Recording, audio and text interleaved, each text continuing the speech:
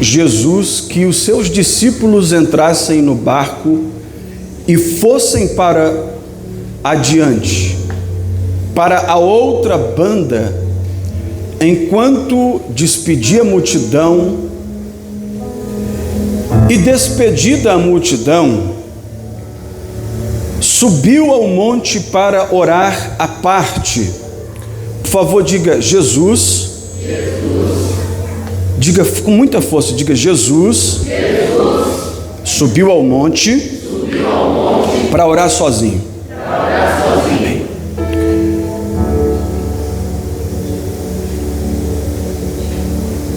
Vamos lá? 24. E o barco estava no meio do mar, açoitado pelas ondas, porque o vento era contrário. Mas à quarta vigília da noite, dirigiu-se Jesus para eles, caminhando por cima do mar. E os discípulos, vendo caminhar sobre o mar, assustaram-se, dizendo: é um fantasma, e gritaram com medo. Jesus, porém, lhes falou logo, dizendo: tende bom ânimo, sou eu, não temas. E respondeu Pedro e disse: Senhor, se és tu, manda-me ir ter contigo por cima das águas. E ele disse: vem. E Pedro, descendo do barco, andou sobre as águas para ir ter com Jesus. Mas sentindo o vento forte, teve medo e, começando a ir para o fundo, clamou: Senhor, salva-me. E logo Jesus, estendendo a mão, segurou e disse: homem de pequena fé, por que duvidaste? E quando subiram do barco, acalmou o vento. Então se aproximou-se os que estavam no barco e adoravam, dizendo: és verdadeiramente o Filho de Deus. Queridos irmãos, vamos ler o que aconteceu do outro lado do mar da Galileia, quando eles atravessaram. No verso 36, está escrito assim: as pessoas que lá estavam rogaram-lhe que ao menos lhe pudessem tocar a orla da sua roupa, e todos os que tocaram ficaram sãos. Amém? Espírito Santo, diante da tua presença e em público, eu confesso que sou totalmente dependente do Senhor. Por isso eu te peço, Espírito Santo, fale conosco por tua bondade, fale conosco por tua misericórdia, que a tua igreja possa ouvir a tua voz e, entendendo a tua voz, possam sentir a tua presença, e sentindo a tua presença, que os teus filhos possam glorificar e exaltar o nome de Jesus. Amém. E graças a Deus. Você pode tomar seu assento adorando o nome do Senhor Jesus. Queridos irmãos, filhinhos, o texto que nós lemos aqui relata um dia muito triste para Jesus, porque foi o dia em que Jesus recebeu a notícia da morte de João Batista, o homem enviado por Deus para quebrar um silêncio de 400 anos sem profecia, o homem que anunciou Jesus como o Cordeiro de Deus que tira o pecado do mundo. João Batista morreu e Jesus ficou muito triste.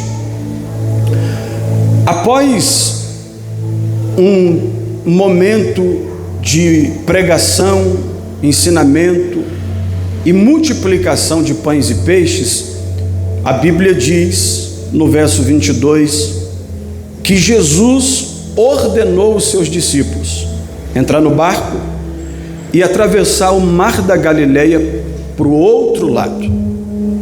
O que é que Jesus pediu para os seus discípulos? O que é que Jesus ordenou aos seus discípulos? Que entrassem no barco e atravessassem o mar da Galileia, para o outro lado. Assim os discípulos fizeram. E a Bíblia diz que o Senhor Jesus foi para o monte orar sozinho.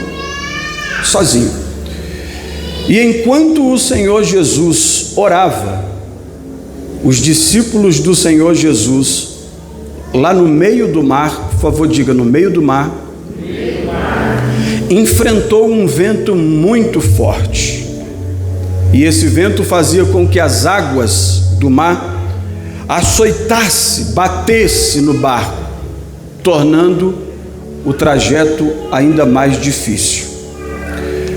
A Bíblia diz que no meio dessa dificuldade, depois de cerca de 8 horas remando, Jesus aparece aos discípulos andando sobre as águas. Os discípulos acham que é um fantasma, mas Jesus diz: não é um fantasma, sou eu, não temas. O mais afoito deles, o mais para frente deles, Pedro disse: se é o Senhor, permita-me que eu vá ter convosco. E Jesus disse: vem, você pode vir. E Pedro, olhando para Jesus, começou a andar sobre as águas. Você pode dizer um glória a Deus por isso? Todavia, olhando para o vento, sentindo o vento, Pedro teve medo. E Pedro, que agora estava andando sobre as águas, começa a afundar.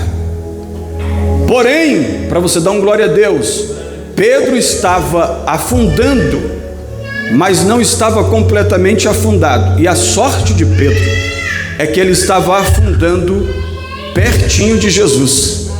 Jesus estendeu a mão, levantou Pedro, não deixou, Pedro afundar.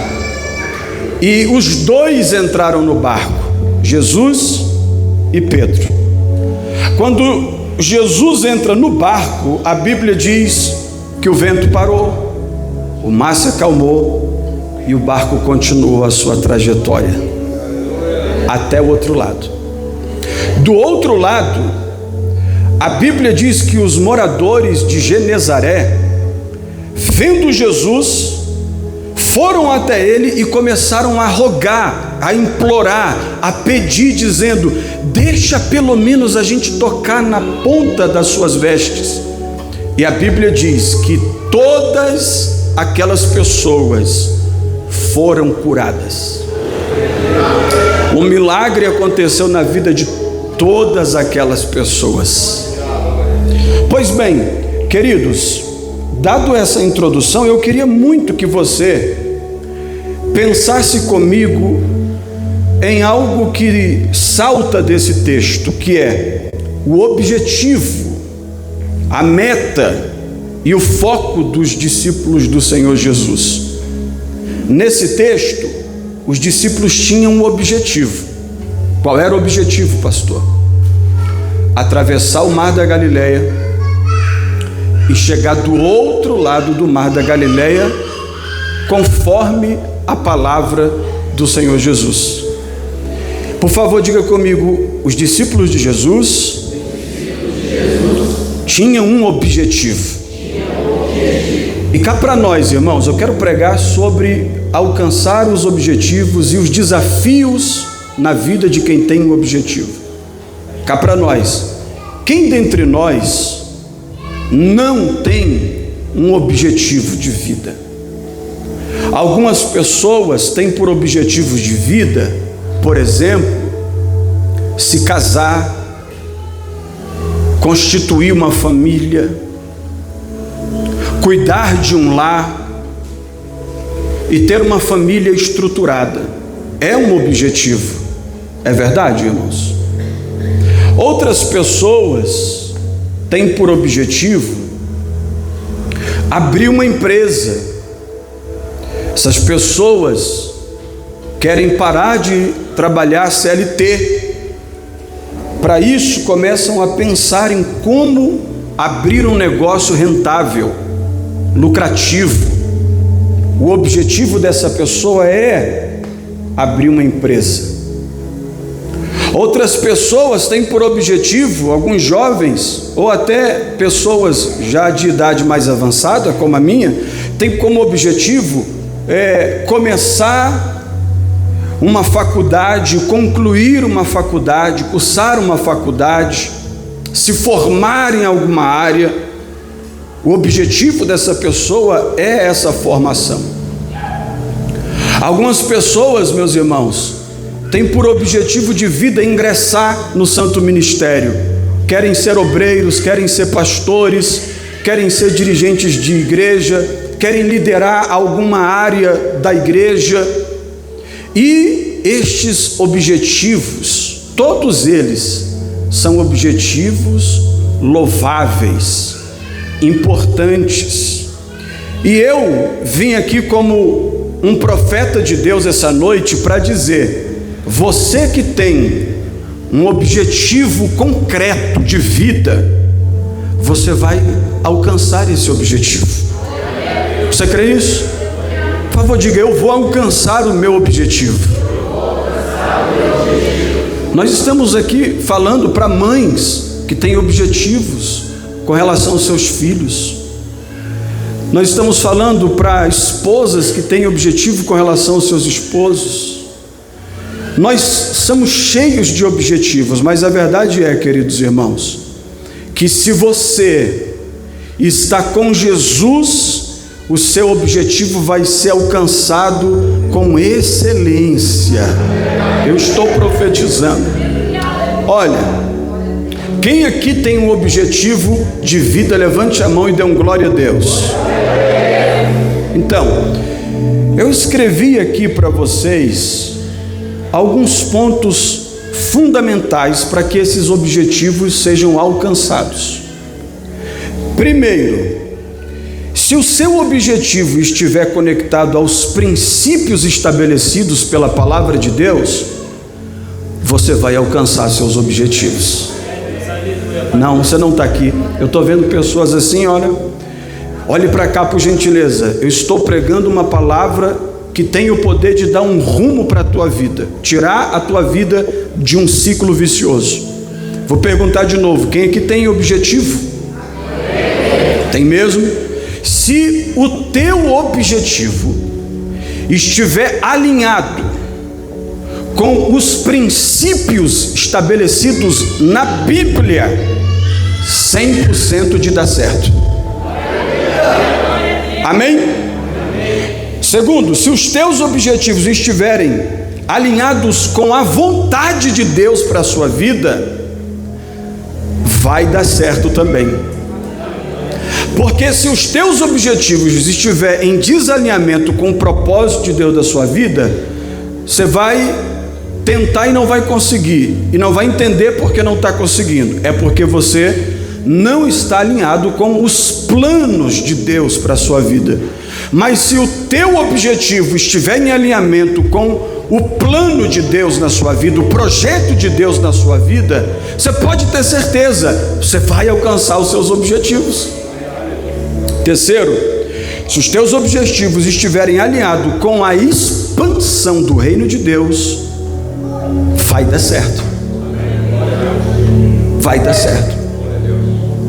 Eu queria dizer para você uma coisa. Eu queria que você, com muita fé, se você tem um objetivo e esse objetivo está alinhado com a palavra, esse objetivo está alinhado com a vontade de Deus para a sua vida, e esse objetivo, ele faz parte do processo de avanço e crescimento do reino de Deus, eu quero te dizer uma coisa: com toda a fé que há dentro do meu coração, você vai alcançar os seus objetivos totalmente. Eu queria que você levantasse a mão e dissesse assim: eu vou alcançar os meus objetivos.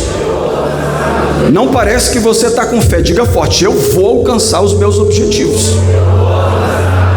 Se você está com fé mesmo, eu queria que você deixasse a timidez de lado e dissesse para o crente da direita e da esquerda: você vai alcançar os seus objetivos. Você vai alcançar.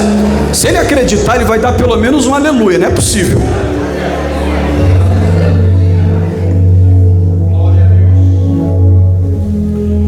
meus filhos, você crê nessa palavra? Todavia eu preciso lhe ser sincero.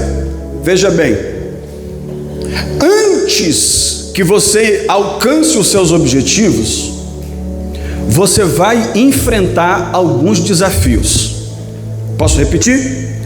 Antes de você alcançar os seus objetivos, realizar seus sonhos, receber a promessa, você vai passar por um processo de desafios. Até porque é muito importante e fundamental tomar posse da promessa de Deus depois de ter passado um período de muitos desafios. Porque quando você passa pelos desafios e toma posse daquilo que Deus prometeu, você valoriza aquilo que você recebeu. Eu ouvi um sussurro de amém. Quando você, antes de tomar posse do seu objetivo, da bênção de Deus, da realização dos seus sonhos, do cumprimento de promessa, antes disso, se você passar por um período de desafios, você vai valorizar aquilo que Deus te deu. Quer ver uma coisa? O irmão de Jacó tem um nome. Qual é o nome dele? Esaú. Carregava uma bênção desde que nasceu, que era a bênção da primogenitura, o direito de herdar e administrar todos os bens do pai quando o pai morrer. Isto não foi conquistado mediante um processo, isso foi recebido desde o nascimento. Ele não se esforçou para ter. Um dia ele chega cansado e com fome em casa e pede para o seu irmão Jacó um pouco de comida. O seu irmão Jacó diz: eu só te dou essa comida se você me dá o direito da primogenitura, a bênção da herança, a bênção de ser o primeiro, a bênção de ser o herdeiro. Sabe o que Esaú fez? Para mim, essa bênção não vale absolutamente nada. Um prato de comida vale mais do que essa bênção. Por quê? Não conquistou. Todavia, quando nós conquistamos coisas que são oriundas de choro, esforço, oração, trabalho, insistência, persistência, quando nós tomamos posse, meu irmão, a gente valoriza cada momento, cada detalhe, cada situação.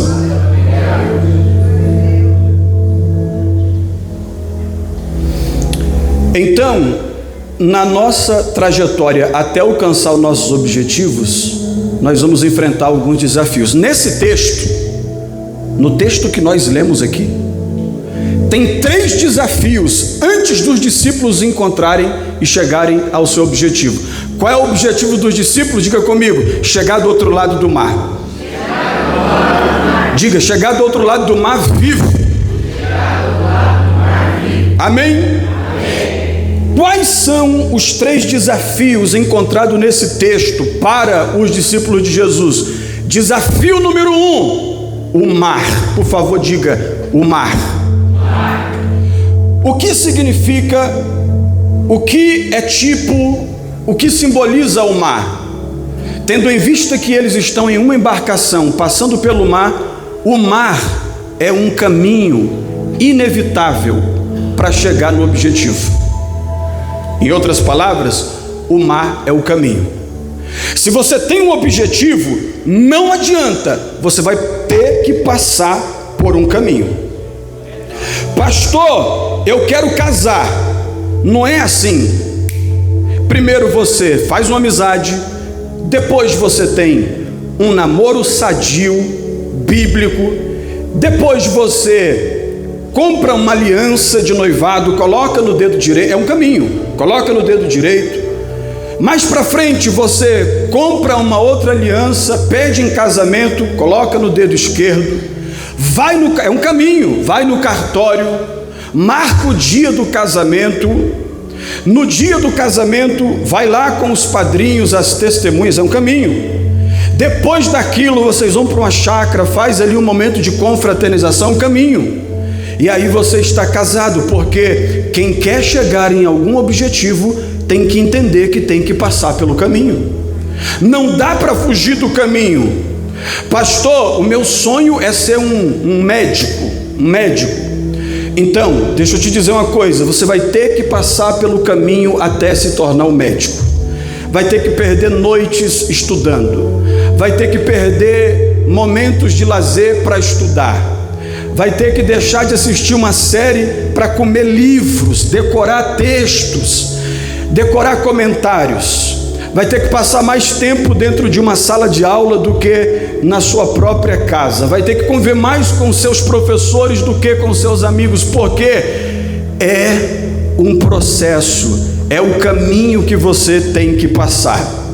Depois que você cursar a faculdade, fazer sua graduação, sua pós-graduação, depois que você começar a fazer o estágio, aí você vai ser contratado, vão assinar sua carteira trabalhista e vão colocar lá médico, e você será chamado de doutor ou doutora. Mas isso é impossível se você não passar pelo caminho.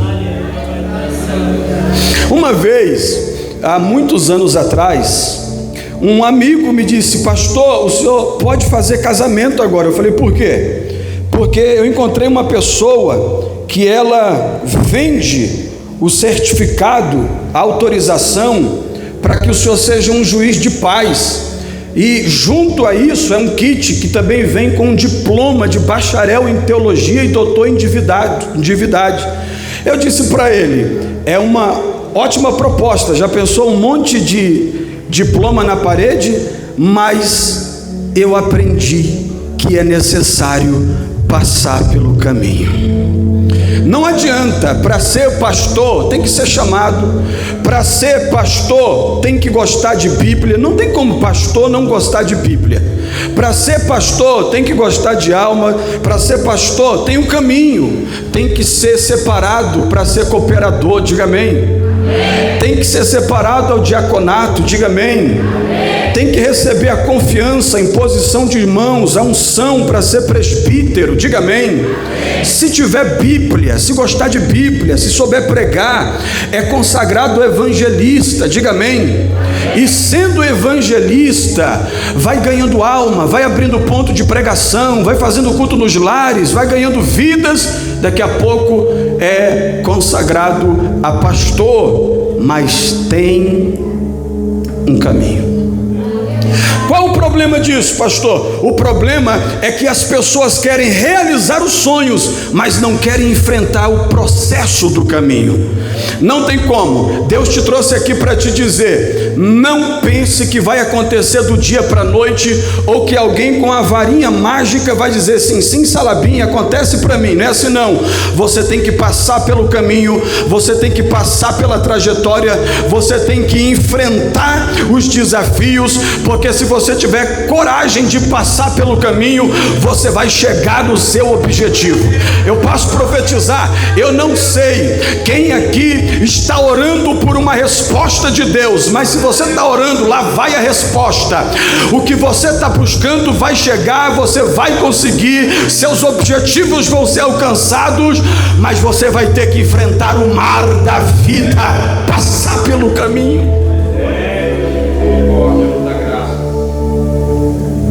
Você pode dizer amém? Amém. Agora, se nós temos como o primeiro desafio o mar, o segundo desafio é a distância, porque da margem que os discípulos estavam até a outra margem do mar da Galileia tem uma distância. Essa distância ela só é percorrida e ela só é vivida dentro de um tempo. Então nós temos que entender que por mais que você tenha promessas e Deus falou com você, Deus usou pessoas, alguém colocou a mão na sua cabeça, profetizou, você abriu a Bíblia, Deus falou com você, você orou, o Espírito Santo confirmou, você carrega uma promessa, uma palavra, você precisa saber de um lado ao outro do mar tem um tempo. E a Bíblia diz em Eclesiastes 1 dessa maneira: tudo nessa vida, nessa terra, tudo tem um tempo. Há um tempo determinado para todas as coisas e para todo o propósito debaixo do céu. Então, saia daqui confortado que você está sendo submetido ao tempo, e você precisa entender uma coisa: existe o tempo dos homens. Por favor, diga: tempo dos homens. Se tivesse toda a igreja comigo, eu até me animaria para pregar. Diga: tempo de Deus. O tempo dos homens é o cronos, que é o cronômetro: segundos, minutos, horas, dias, semanas, meses, ano, século, década, século, milênio. Tempo dos homens. Mas o tempo de Deus não está dentro do tempo dos homens. O tempo de Deus não diz respeito ao tempo dos homens, porque o tempo de Deus é passado, presente e futuro, é a eternidade. E o tempo de Deus é diferente do nosso. Para nós, um dia é um dia. Para Deus, um dia é um segundo, um milésimo. Para nós, 10 anos demora muito a passar. Para Deus, 10 segundinhos. O tempo de Deus é diferente do nosso. Agora, levando em consideração que você precisa entender que precisa esperar o tempo de Deus, eu quero te dar uma palavra: Deus se move no tempo. Olha o que diz Apocalipse. Ele, Jesus, ele era e ele há de vir. Deus é ontem, hoje e para sempre. Ou seja, o tempo está na mão dele. E para quem crê e acredita em palavra profética, se ele quiser acelerar o tempo, colocar no ponto 5 e ponto 2 e até ponto 3, ele pode acelerar. Você só não vai pular o tempo, mas Deus pode abreviar o tempo para quem precisa de tempo abreviado. O Senhor nosso Deus, Ele é o dono do tempo. Por isso, meus irmãos, escute aqui: use bem o seu tempo. Use bem o seu tempo. Use o seu tempo para alcançar os seus objetivos. Pastor, estou sem tempo, meu objetivo está longe. Como você está usando o seu tempo? Com que você está gastando o seu tempo? Se você não usar o seu tempo para chegar no seu objetivo, o seu objetivo estará cada vez mais longe. Mas se você gastar tempo em prol do seu objetivo, o tempo vai passar rápido e você vai estar cada vez mais perto. Você quer realizar o seu sonho, mas é série atrás de série, rede social atrás de rede social, celular o dia inteiro, filme o dia inteiro. Você se ocupa com tudo menos aquilo que diz respeito ao seu objetivo de vida. E às vezes fica frustrado dizendo: meu objetivo de vida está tão longe que eu quero enxergar de binóculos, que eu estou enxergando de binóculos. Você quer enxergar o seu objetivo sem binóculos e muito perto? Gasta o teu tempo em prol do teu objetivo. Você pode dizer um amém aí? Depois, irmãos, o terceiro desafio de quem tem objetivo é o vento. Por favor, diga vento. Mais forte, gente, diga vento. Não existe chegada do outro lado, tomar posse do objetivo, sem que tenhamos primeiro que passar pelo vento. O vento são as dificuldades da vida que nos torna mais forte, que nos torna mais sábios, que nos torna pessoas melhores. Eu sei que você queria ouvir a seguinte palavra: pastor, não me fale de vento, porque de vento eu já estou por aqui. Mas o Senhor está te dizendo: Os ventos que vêm sobre a tua vida não é para te parar, não é para te impedir, não é para te destruir. O vento que vem é para que você se torne mais forte. Aleluia, aleluia. Nunca reclame do vento, porque o vento faz parte do processo. O que é o vento? São as dificuldades antes de chegar no objetivo. Não existe arquitetura sem engenharia, não existe engenharia sem alvenaria, e não existe alvenaria sem fundação. É necessário um período difícil. Não dá para decorar uma casa que ainda não passou pela fundação, pela engenharia. Não dá para poder fazer arquitetura de um ambiente sem que esse ambiente tenha sido construído. E para construir leva suor, esforço, vento, dificuldades. Mas se você estiver disposto a passar pelos ventos da vida, eu profetizo, acho que já pela 10ª vez só nesse culto, se você passar pelo vento, você chega do outro lado, abraça o teu objetivo, assim diz: valeu a pena passar pelo mar, valeu a pena esperar o tempo, valeu a pena enfrentar o vento. Aleluia.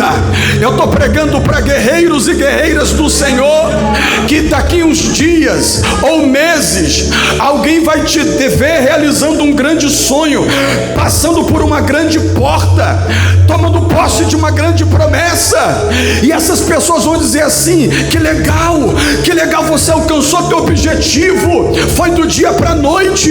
Você vai dizer: não foi do dia para a noite, eu passei pelo mar, eu passei pelo mar, eu passei pelo vento, eu esperei o tempo, eu estava na lama, eu estava na prova, mas eu esperei com paciência no Senhor. Eu clamei o Deus Todo-Poderoso, Ele ouviu o meu clamor e se inclinou para mim, me tirou de um lago de lama horrível, colocou meu pé firmado sobre a rocha, colocou um novo cântico na minha boca, me fez alcançar os objetivos, realizou a promessa, mas não foi fácil chegar até aqui.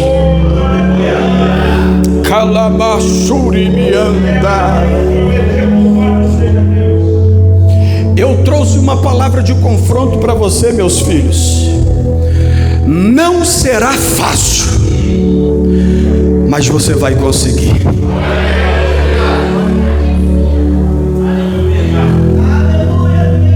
Pastor, ok, eu entendo e creio que eu vou alcançar meus objetivos, e também entendi que eu vou enfrentar desafios.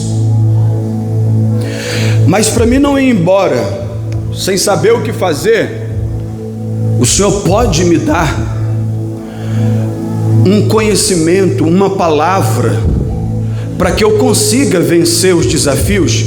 Porque não adianta saber quais são os desafios e não ter as ferramentas certas para enfrentá-los.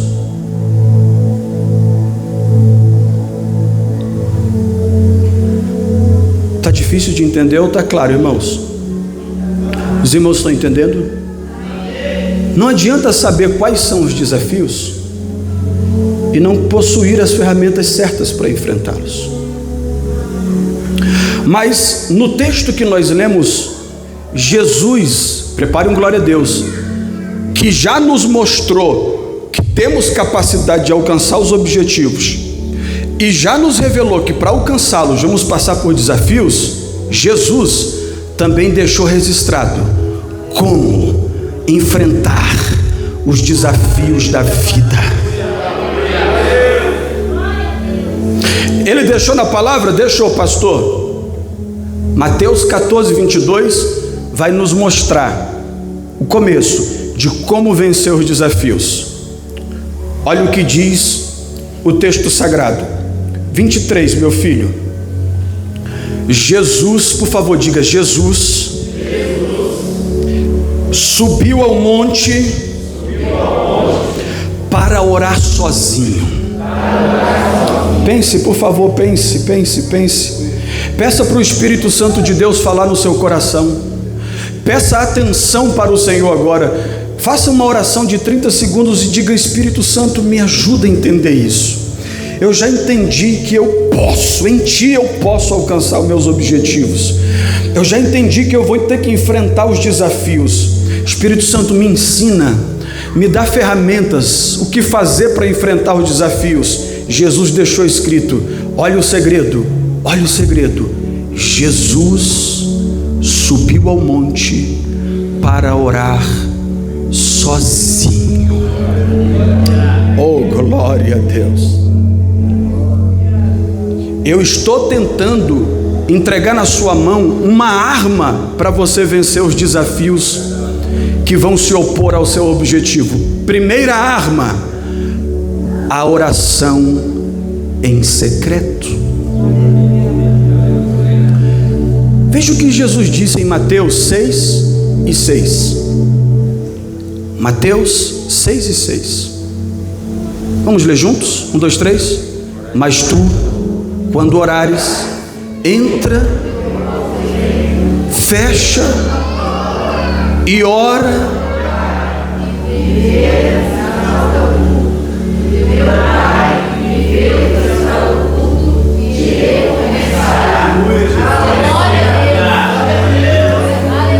Quem quer chegar ao objetivo? Quem entende que vai ter desafios e processos? Quem quer estar armado para vencer os processos? O secreto com Deus é uma arma poderosa. Aleluia. Diga comigo, prega comigo, diga o poder do secreto. Mais forte, grita, diga o poder do secreto. Aleluia. Jesus está ensinando, meu filho Yuri, que o secreto com Deus é uma arma poderosa para enfrentar mar, tempo e também o vento. Oh, glória! Eu estou com vontade de pregar, não sei se vocês estão animados para ouvir, mas eu vim aqui para dizer para você uma coisa: não importa o tamanho do vento, não importa o tamanho do gigante, não importa o tamanho do mar fechado, não importa o tamanho da muralha, não importa a fornalha, não importa quantos leões tem no buraco, não importa quais são os desafios, se você tem uma vida de secreto com Deus, você se levanta do secreto armado para enfrentar os desafios. Aleluia. Queridos, olhem para cá, por favor, por gentileza. Eu sei que tem gente que não está nem aí para o que está sendo dito, mas eu também sei que tem gente que está olhando e dizendo: é Deus falando, eu vou aprender, eu vou colocar em prática, eu vou viver essa palavra. Então isso me motiva. Olha o que disse a própria Bíblia com relação a orar em secreto. A Bíblia diz, Lucas 6:12, olhe para cá. Antes, por favor, diga antes. Antes de Jesus escolher os seus discípulos, Lucas 6:12 diz assim: naqueles dias retirou-se para o monte a fim de orar, e passou a noite orando a Deus. Por favor, diga assim: antes de fazer uma escolha, queria que toda a igreja tivesse. Vou tentar de novo. Antes de fazer uma escolha, antes de tomar uma decisão, antes de dar um passo, eu preciso ir para o secreto com Deus. Qual é o teu problema, crente?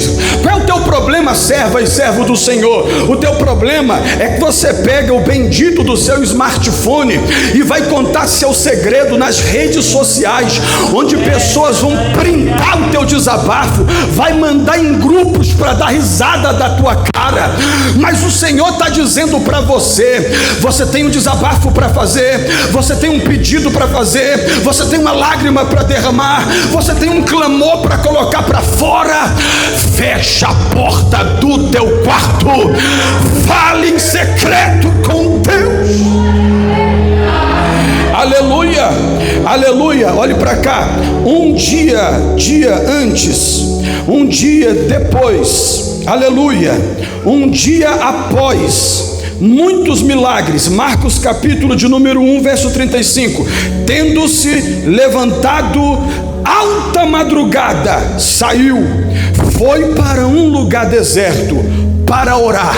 Não entendi, pastor. Se Jesus nos ensinou em Lucas 6:12 que para tomar uma decisão precisa orar no secreto, a Jesus também está nos ensinando em Marcos 1:35 que depois de muitos milagres e depois de uma grande vitória, a gente também tem que ir para a oração. Eu vou me aprofundar um pouco mais nisso, por mais que você, aleluia, eu vou me aprofundar. Eu estou pregando para algumas pessoas que vão experimentar e vão viver dias de milagre nos próximos dias.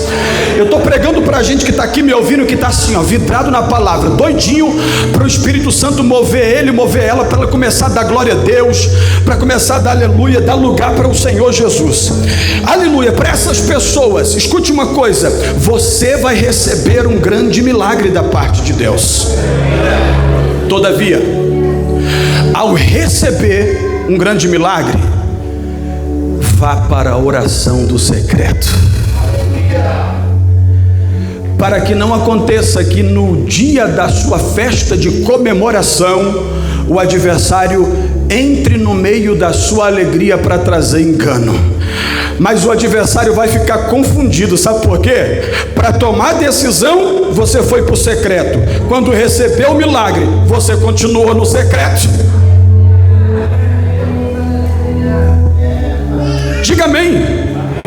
Agora, a Bíblia Sagrada diz que antes de Jesus andar sobre as águas, ele passou a noite inteira orando.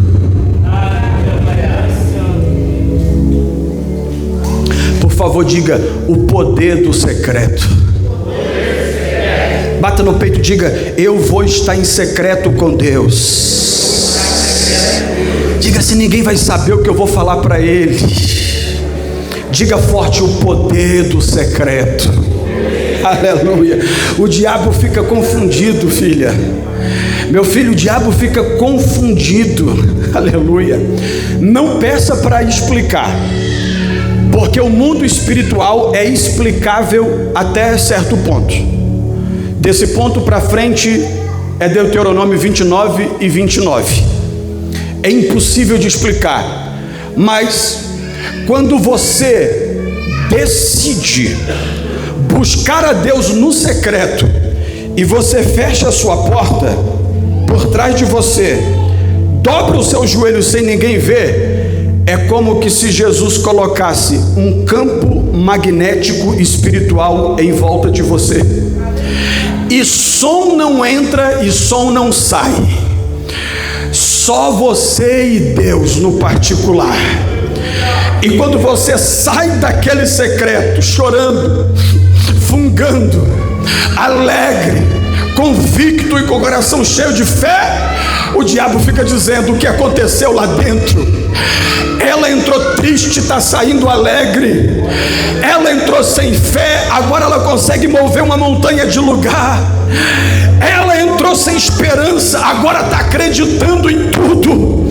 Ela entrou fraca, está saindo do quarto forte. É o poder do secreto com Deus. Prepare um glória a Deus se você trouxe para a igreja. Ana estava no secreto com Deus, no meio da igreja. Ela não orava em voz alta, era em secreto. E ela dizia: me dá um filho, me dá um filho, me dá um filho, me dá um filho. Ninguém estava ouvindo, mas ela gemendo e sussurrando no secreto: me dá um filho, me dá um filho, eu quero ter um filho, Deus me dá um filho. O sacerdote Eli foi se meter no secreto dela, e quem se mete no secreto dos outros não entende nada, só dá palpite errado. Disse: mulher, você está bêbada, você está falando como uma bêbada. Ela olhou para o sacerdote Eli e disse assim: não, eu estou no secreto com o Pai. Aleluia. Por um acaso acaso, como seu pastor, eu posso saber o que você está me pedindo para Deus em secreto? Ela, um filho. O sacerdote diz: vai para sua casa. Depois desse secreto, o teu objetivo foi alcançado. Calassúria, Québia, Nácia. Sabe o que Deus deu para Ana? Um Samuel. Quando Samuel nasce, não é só um filho, porque em secreto ela pediu um filho, mas em público Deus deu um juiz, Deus deu um sacerdote e Deus deu um profeta.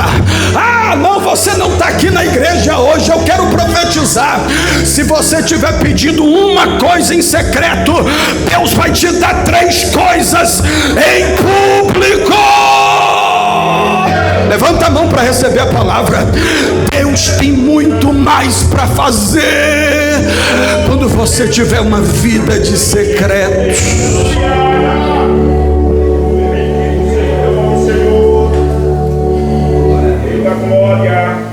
Você já me viu aqui pregar série sobre Daniel? Quem teve aqui na série de Daniel, diga amém. Você sabe que criaram uma lei no Império Persa, e esta lei dizia: só podemos adorar, prestar culto e orar ao rei. Só que Daniel, Fabi, irmã Fabi, pastora Fabi do Elias, Daniel tinha um secreto com Deus 3 vezes ao dia.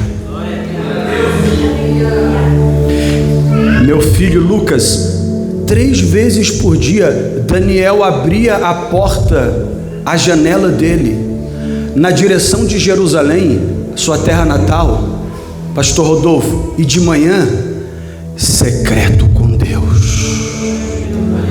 Deus, eu estou na Babilônia, mas sou israelita.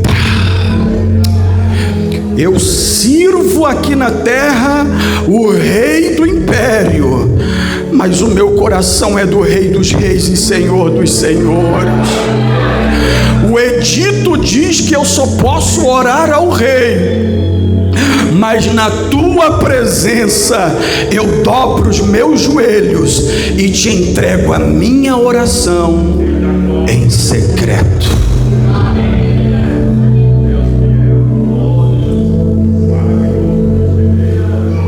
Você não tem ideia do que vai acontecer na sua vida se você aderir à cultura, o estilo de vida de ter uma vida com Deus no secreto. Lucas, a Bíblia diz, e prepare um glória a Deus, porque eu vou ter que encerrar essa mensagem outro dia. A Bíblia diz que Daniel foi pego pelos seus adversários orando. Os inimigos de Daniel registraram a ocorrência, foram até o rei e disse ao rei: rei, nós pegamos Daniel no secreto. Ele não é fiel ao Senhor, rei. Ele ainda permanece fiel ao Deus dele, rei. E o edito, olhe para cá, gente, olhe para cá, olhe para cá. E o edito, a lei dizia: quem for pego orando vai ser jogado na cova dos leões.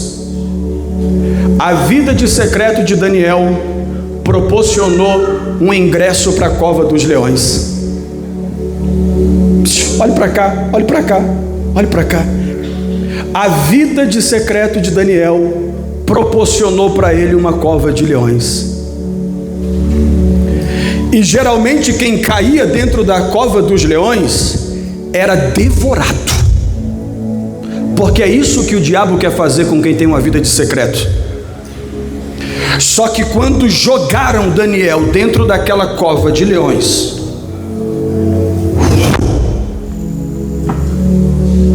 primeira hora, Daniel continua vivo. Calamandara Massuri Mianda. segunda, terceira, 10ª hora, Daniel continua vivo, irmão. Você não está entendendo? Você não está entendendo. É a mesma coisa de uma picanha em cima da churrasqueira, você olhando para ela. O que é que você vai fazer, meu irmão? 15ª hora, Daniel vivo. 24 horas, no dia seguinte, o rei vai até a porta da cova e disse: Daniel, porventura o Deus a quem você serve te conservou com vida? E uma voz ecoa daquela cova cheia de leões: ó rei, vive para sempre o meu Deus, Calaia Suíderébia, a qual eu tenho uma vida de secreto com ele 3 vezes por dia.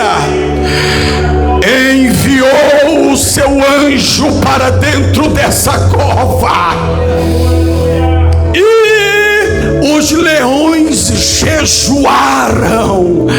Aleluia! Por quê? Porque leão não tem apetite para quem tem vida de secreto com Deus. Levanta a mão para receber essa profecia. Aleluia! Você vai passar e o leão vai perder a fome. Você vai passar e o ladrão vai parar de te perseguir. Você vai passar e o acidente não vai acontecer. Você vai passar e o infarto não vai te pegar. Você vai passar e o mal vai ter que bater em retirada. Por quê? Secreto, secreto, secreto, secreto, secreto. Fica de pé, por favor. Em uma outra oportunidade, eu quero continuar falando sobre esse texto, para que você esteja armado para os desafios da vida. Mas olha aqui para mim, por favor. Só a arma que Deus colocou na sua mão hoje já é poderosa para te manter vivo, blindado e em direção aos teus objetivos. Aleluia! Oh, glória a Deus! Se Daniel pudesse oferecer uma música para Deus ao sair daquela cova, Daniel diria assim: porque dele, por ele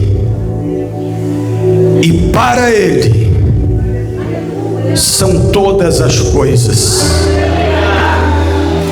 Você já pensou, todo mundo vendo Daniel indo amarrado e preso, jogado na cova, e todo mundo que viu ele indo para a cova amarrado para ser comida de leão, no dia seguinte, vendo Daniel desamarrado na presença do rei, indo ocupar seus cargos de oficial no palácio e no reinado. E se alguém um dia pudesse perguntar para Daniel: Daniel, resume o que aconteceu com você, se eu fosse Daniel, eu diria: porque dele, por ele, para ele são todas as coisas.